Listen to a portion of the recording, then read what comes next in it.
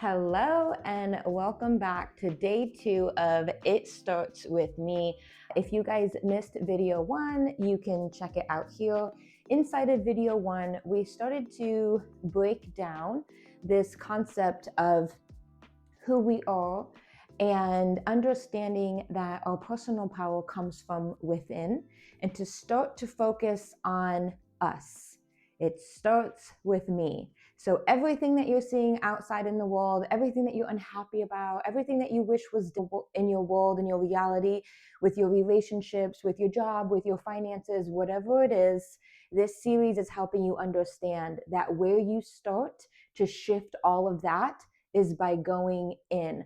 So in the first video, we talked a lot about who we are and the agreements that we have made inside of life. So from the time that you were an itty bitty kid, you had influences in your life, be it your parents, your teachers, your friends, your lovers, your pastors, your preachers, whoever it was. There were people that were telling you things about life.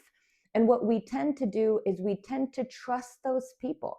And what's so ironic about this is now that we're older, now we can look at those parents, we can look at those teachers, we can look at those pastors, and we could understand that they were human just like we are. And they probably didn't have all of the correct answers. They probably didn't have it all figured out. They were us, right? And so now we're able to look at that and say, wow, maybe they didn't have it all figured out. Maybe the beliefs and the thoughts that they instilled in me, maybe those aren't 100% accurate. And yet it is so hard for us to question that. I'm going to talk a little bit about that today. But when it is hard for us to question, even though we know that maybe some of the information that we were fed isn't serving us, we don't usually go in and start to rewire and start to look at our beliefs and start to pull those apart and start to look at what it is that we think, the thoughts that we have about this world or about us or about our place in it. And we don't really deconstruct those intentionally. We tend to leave them in place while we're trying to make these changes, and that doesn't work. We have to go in and we have to start to pull those things apart, and we have to take a look at, why do I think the things that I do? Where did that come from? Is that serving me? Is it safe for me to release those thoughts? Maybe there's something else, maybe a different belief that I could adopt. Maybe there's something that I'm holding on to that isn't in alignment with where I want to go. And the reason why I think this is so hard for us is because what we're really talking about here is identity shift. It's so much of our illusion of safety comes from this idea that we are rooted in who we are. And we have put on so many masks that we can't even see, can't even remember who we were before we stacked those masks on, before we started performing. And if you are truly interested in tapping into the magic that this life can be, you first must remove those masks and you must get back into a true, authentic state. So we are pulling that veil back, we are breaking these things down, and we are having honest conversations with ourselves about who we are, not who we've been told to be, not who we've been pretending we are, not the result of our trauma, not the things we project out into the world, but truly who we are underneath all of that. And so one of the things that I want to talk about today is called conditioning. And conditioning is how we end up operating and behaving like somebody other than who we were created to be. Now, I have an animal. If you have an animal, you probably resonate with this, but I have a pit bull chow mix. His name is Bear. I don't know why I chose a name that has a letter that I cannot pronounce, but what I said was Bear. And Bear is incredible. He is an amazing dog, but he is conditioned. And when I first learned about behavioral conditioning, I actually learned about animals and how we condition animals to behave a certain way. So every single time I go to feed Bear and there's noises associated with that process, I'm opening up the bag. He can hear his food wrestling around, right? There's the bowls he eats and drinks out of are metal. So there's like a clicking sound when I pick them up or when I drop them back in. And what happens is he knows that when I hear that sound, what follows that sound is food. And so, even before the food is in the bowl, just the sounds that I am making that give him the heads up that I am preparing his dish, he will come running around the corner, excited because he knows what's coming is food. Now, they've done studies on this, and it shows that as soon as that noise, as soon as the dog hears the noise, the dog's mouth will actually start preparing for the food. So his mouth will start to release saliva in preparation for that. In fact, I found this so interesting. When I was in my master's of psychology and we were looking at addiction, I was reading this study that showed that the reason why overdoses happen so often when somebody is outside of their normal environment is because when you are using, so let's say somebody is like shooting up drugs in their bathroom, their body, as soon as they walk into the bathroom, whether they're going to shoot up or not, as soon as they walk into the bathroom, their body starts preparing for that drug to enter its system. And so it starts all of its defense mechanisms knowing that most likely that substance is going to be entering into our bloodstream. And so we need to start preparing for it. And then as they walk into the bathroom, they start to get their tools. I don't know what tools you need to shoot up, but whatever they're getting ready, as they're doing that, those visual clues to their brain say, okay, body, we're going to shoot up. So be prepared. Get ready for this drug to enter into our system. And if that person has been on drugs for a while and they've been increasing their dosage over time, the body has learned how to counteract that and to stay alive even though that substance is coming in. What happens is if that person goes to a party or they're at somebody else's house and they decide to use, even if they're not even using the same amount that they typically use, what happens is the stimuli is different. The brain is not getting its normal stimulus to let it know that the substance is about to go into its body. So the body is not releasing its normal defense mechanisms to be able to handle what it's about to go through. And so that person will then shoot up and all of a sudden they're in an overdose situation because the body was surprised by the introduction of that substance because it happened in a different way.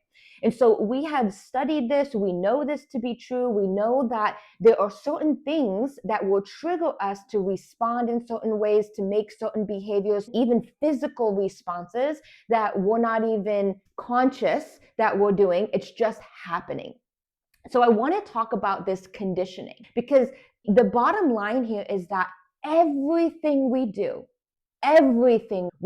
because there is a payoff in our mind. So we have convinced ourselves that there is some sort of payoff for us to make this behavior and take this action, to think this thought, right? And so to feel this way, whatever it is. And so when we are attempting to change a thought pattern, when we are attempting to rewire a belief, when we are looking to change action or behavior, when we are attempting to change the way we feel about something, it can be very difficult because we have already conditioned ourselves to expect the payoff that we have gotten familiar with. And so we're trying to convince ourselves that there is going to be a better payoff. And that is really difficult and challenging for us to do unless we're very conscious about this, unless we're very intentional about this. So I want to show you guys what this looks like. So here we are going to make this little chart. Let's say that when we want someone to do something, this is a positive.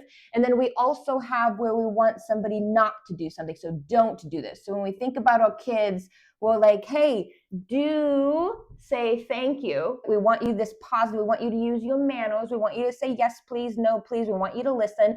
This is what we don't want you to do. We don't want you to fight with your brother. We don't want you to say no, whatever the case may be. Okay, so this is a positive. This is a negative. And then we have payoffs. So our payoffs, our consequences, the result can either be positive or it can be negative. So a positive is a reward and a negative is a punishment. So all of our payoffs are going to be reinforced with either a reward or a punishment for doing or not doing something. So here is what this can look like. Let's say when you do something, I'm going to reward you. That's what lives in this box, right? So let's say I get an A plus in school and I get a financial reward. So your parent tells you, hey, school is really important. You need to focus on your grades. A's are what we want you to get. So for every A, we're going to reinforce that behavior by giving you a monetary benefit, a reward here. Now, this starts to program your brain to say, hey, every time I do well, every time I get the right answer, every time I get a good score, I get rewarded financially. Now, we also have, when you do something, we can remove a punishment, right? So let's say, hey, every single time you get an A, we are going to take away a chore. So a chore is not something that we want to do. It's usually something negative where money is positive. So we don't want to do this chore, and they say, hey, if you do the positive thing, we will remove something that is negative in your mind and to reinforce you getting the A. So if you're like, okay, cool, every single time I do well, I get a good grade, I do what I'm supposed to do, I get the right answer, whatever it is, there's less responsibility for me. I don't have to do that thing that I don't want to do. Okay, so this is how we reinforce the do's. Now the don'ts, we're going to use this same analogy. Don't get an F. Every single time you get an F, we are going to take away your allowance. So let's say that you typically get an allowance every single week. You get to do whatever it is, right? Whatever the positive reinforcement is.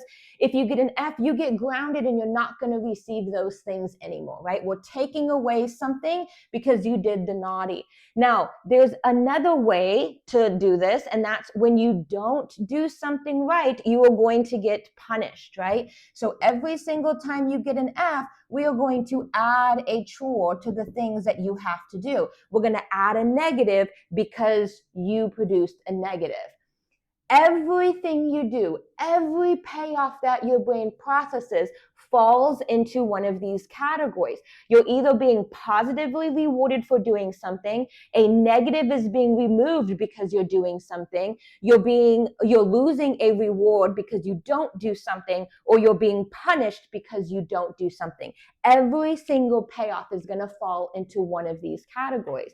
So let's use an example where sometimes the payoff is solidified already, so it's hard for us to make a change in that behavior. Look at how stubborn this pen is here. Okay, so let's say right now I'm eating better, I'm drinking more water, we just got the gym completed downstairs. If you guys follow me personally, I'm a DIYer. We just recently bought this house and I've been doing all these renovations. And so we converted the downstairs room into this really nice gym, right? And so there's this big old push in my house right now for us to get healthy and start to move and do those things, right? So we'll take this example. So let's say that we are trying to eat better, and maybe what our goal is to fit in a certain pair of pants that we have, or see some weight loss on the scale, right? So that's what we want. So in our mind, it's like, if I don't eat the junk food, if I don't eat the sugar, the reward is that I'm going to see that movement on the scale. I'm going to fit more comfortably into my pants, right? And so we see that payoff. That's the payoff that we're going to have if we stop eating that sugar. But there's already a payoff at play right now. That's if I do eat the sugar, the reward that I get is the taste, the sugar rush, the dopamine, whatever it is that sugar is giving you, that food that you're saying no to is giving you, that's already in play here. Now, if you've ever heard the quote, our nervous system will choose a familiar hell over an unfamiliar heaven, meaning that when in doubt, our bodies, our brains, everything about us biologically, psychologically is going to choose comfort and familiarity, and that's a hard word for me to say, then it's going to choose the opposite. We see this all the time when people say, I have a passion for this. I want to be an entrepreneur. I want to start my own business. I know the payoff to that. I know the reward to that. If I do this, I could make my own hours. I could have flexibility. I could make so much more than my salary. The potential is limitless. I'll have so much passion. I'll be able to do what I want to do. But what keeps that person from making that jump? There's already a payoff at play here. They're like, if I don't go to my job, I will lose my money. I will lose my stability. I will lose my paycheck. If I'm not working at a job, I may be punished. I may lose my house. I may not be able to pay my bills. There is fear for the new. We will default to the old. And so this is where we have to be really conscious of this. If we recognize that the payoff, the new payoff exists, but it is difficult for our brain to subconsciously get on board with that because it wants what's familiar, it wants to hold on to the original payoff, then we know that uncomfortable feeling, that fear, the in-between from going to old payoff to new payoff is real. We can come to expect it. Then we can push past that, knowing that's a part of the process. We can push past that, knowing that what's on the other side of that is we will create a new payoff. And once that new payoff comes in, then we're going to rewire our brain to know that payoff is good. And then we will comfortably fall into that new habit, that new routine. This is why they say things like it will take 14 days to create a new routine, right? Because the brain needs repetition.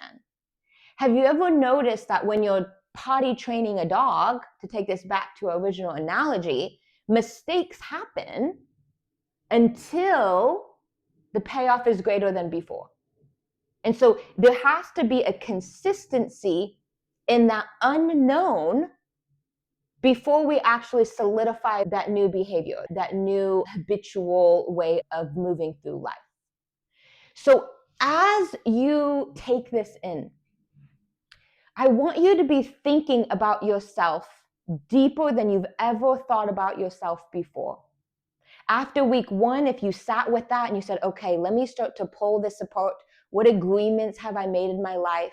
What things did I just agree to that I didn't even know I was agreeing to? We talk about agreements. Let me give you some examples. Money doesn't grow on hard trees. Okay, money doesn't grow on trees. Okay, I agree to that. Hard work is rewarded. Okay, I agree to that. People who have education get paid the most. Okay, I'm going to agree to that. When you do something wrong, you deserve to be punished. Okay, I'm agreeing to that. There's all of these things that we were exposed to, these beliefs, these thought processes when we were younger that we just agreed to. You're smart. You're dumb. You're funny. You're not funny. You're attractive.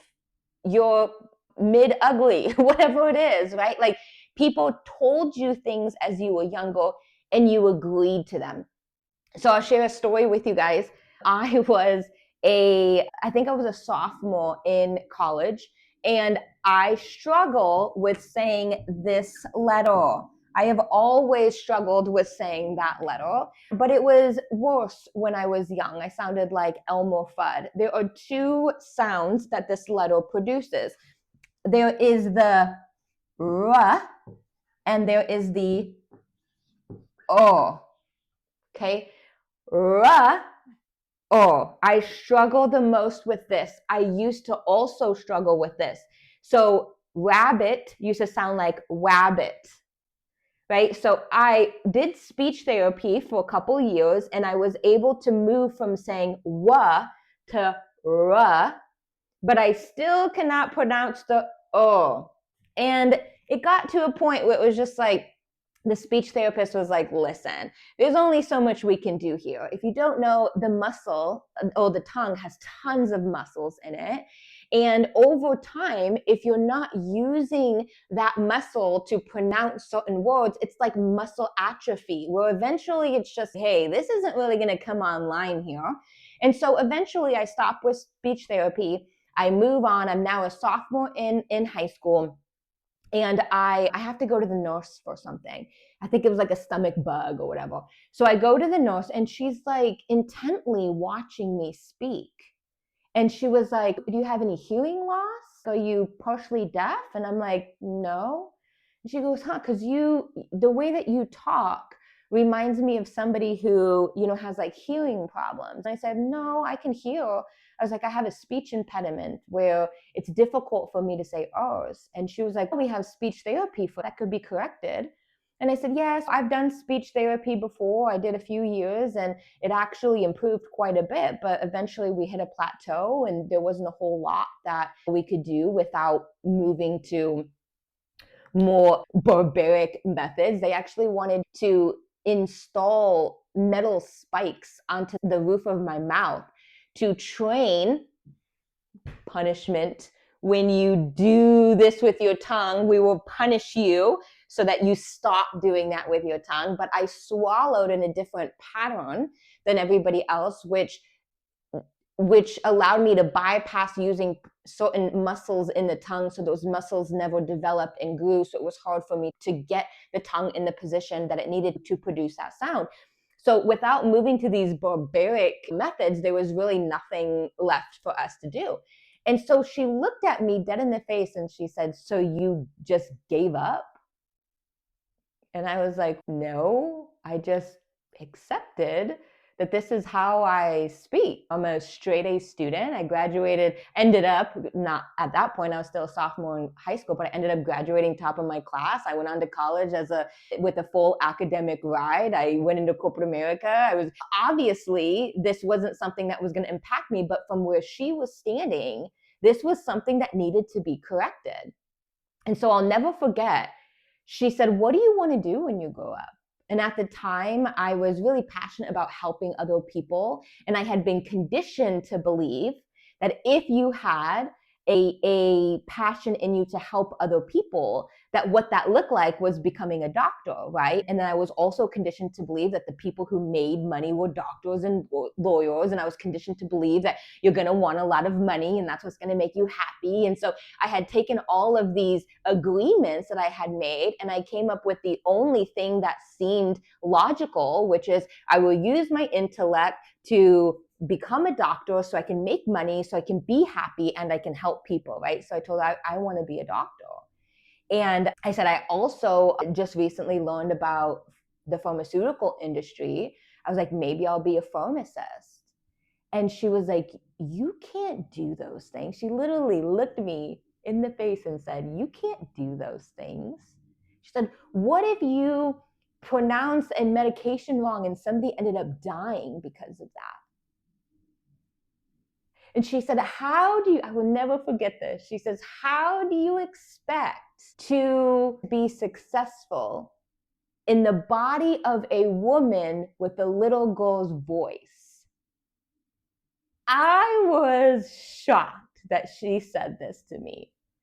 And internally, I have a little spice in my personality, and I was spicier when I was younger. There was nothing somebody told, like people couldn't tell me that there was something I couldn't do. I was very confident. And so I was just like, excuse me. And so in my head, I'm having this dialogue, right, of what I wanted to tell this woman. And I leave her office. I'm just like, okay, because I was, again, conditioned to be polite, right, to respect my elder. She was an elder. And so I decided I'm going to be respectful. I'm not going to say what it is that I want to say right now. I'm just going to swallow it and I'm going to leave. But all day I was ruminating over this. I was like, how dare this woman who makes minimum wage working as a nurse at high school, like, how dare you tell me what I can and cannot do? What qualifies you to tell me this? And so I'm like in my head. And so I come up with this plan to get her back, right? So I go back into her office the next day and I'm like, I have been thinking so hard about what it is that you told me yesterday. I want to thank you so much because you've inspired me.